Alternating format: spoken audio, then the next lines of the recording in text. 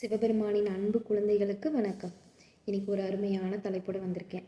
என்னென்னா, நம்ம மதுரையில், மூதூரான மதுரையில் சிவபெருமான் 64 திருவிளையாடல்களை நிகழ்த்தியிருக்காரு.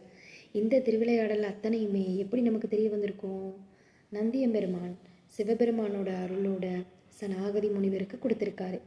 அந்த சனாகதி முனிவர் வியாசக முனிவர் இருக்கார் இல்லையா, அவருக்கு அருளியிருக்காரு. வியாசக முனிவர் சோதக முனிவருக்கு சொல்லியிருக்காரு.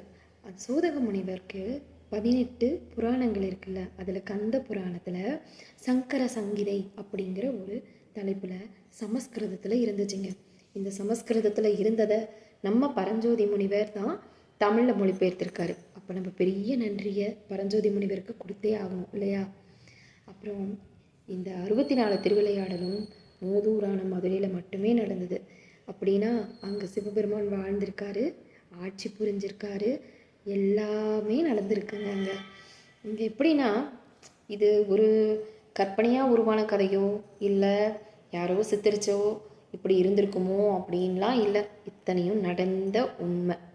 இது 64 புராணங்களையும் 3 பகுதிகளாக பிரிச்சிருக்காங்க, 3 காண்டங்களாக பிரிச்சிருக்காங்க.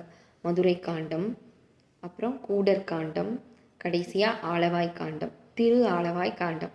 இதில் முதல்ல நம்ம பார்க்க போகிறது மதுரை காண்டம்.